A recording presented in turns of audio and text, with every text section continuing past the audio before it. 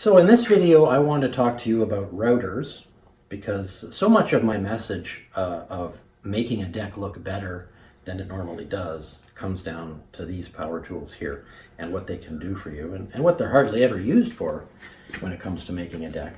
So a router is essentially an electric motor. That's what this is here. It spins quite quickly, 20 to 25,000 revolutions per minute, so very, very fast. And a router spins a bit that cuts the wood, essentially. And depending on the bit you put in, that's the kind of cut that the router is going to do for you. So with a router, you can do things like chamfering the edges of posts, so cutting an angle on them so it looks nice. You can chamfer the edges of deck boards so that they look nicer when they go together. If it's wood you're working with, a chamfered edge will hold the finish better than an unchamfered edge. So there's all kinds of applications, as I've explained in other parts of the course. And now I want to talk to you about getting your hands on a router for deck construction. If you can only get one, then something like this makes sense. This is, I would call this a medium-sized router. It's large enough to be able to do most jobs, small enough to be able to do most jobs too, although not optimally. This is a 2¼ horsepower, and it's, as I said, it's small enough that you can maneuver it around. And if you're going to get just one, then this is the size to get. Many manufacturers make routers of that size.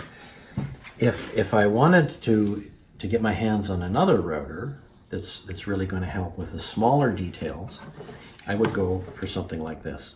Because this router is meant to be used with two hands. It's fairly heavy. You'd have to be a very big person indeed to use this router single-handedly. But this router is meant for single-handed use. And this is the ideal router for chamfering the edges of deck boards, for instance, or putting small chamfers on the edges of posts. This is 1 horsepower, and it's just a great little router. I use it for all kinds of things beyond deck construction. Now this, as far as I know, this is the largest router in the world. It draws a full 15 amps of power. It's 3¼ horsepower. There are a number of routers that are 3¼ horsepower, but this is physically the largest and the beefiest one that I know of. And this is the kind of router that would make sense for cutting the railing pockets in the posts. So I discuss this as a whole section about this. It's a very elegant way of doing railings where they just plug right into a pocket or a mortise cut in the post. So there's no fancy hardware, there's no gimpy toenailing or driving screws in at an angle. It's just a little bit of timber framing in a fairly simple package that looks great.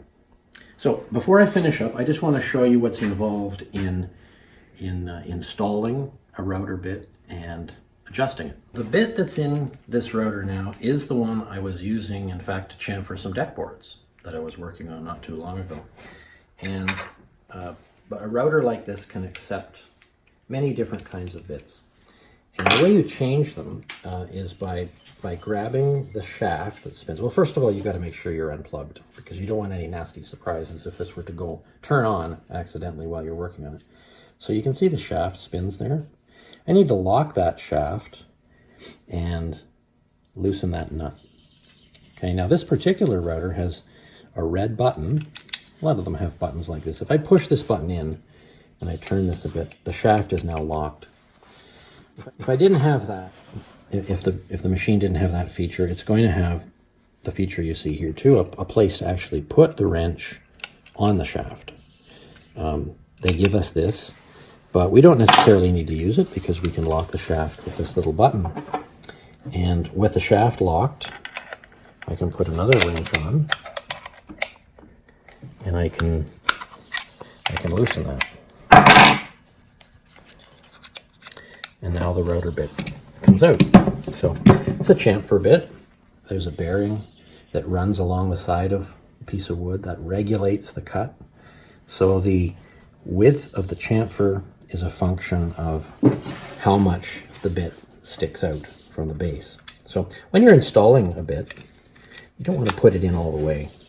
That would be a mistake.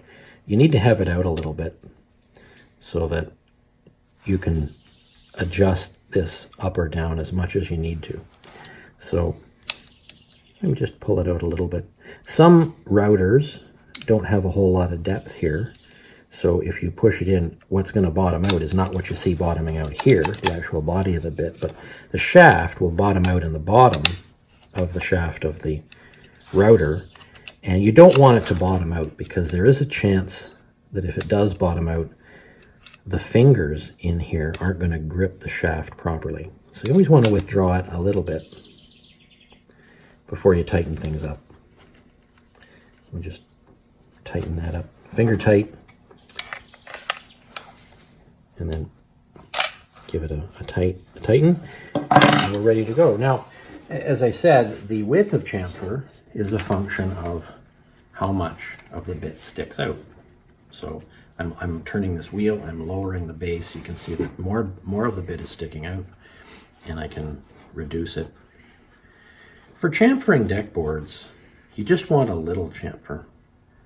Maybe something like that, sticking out a little bit. But I would never use this router on a deck board that I cared about without first testing it, because I can eyeball that and take a guess at how wide the chamfer is going to be, but I really like to see that before that happens.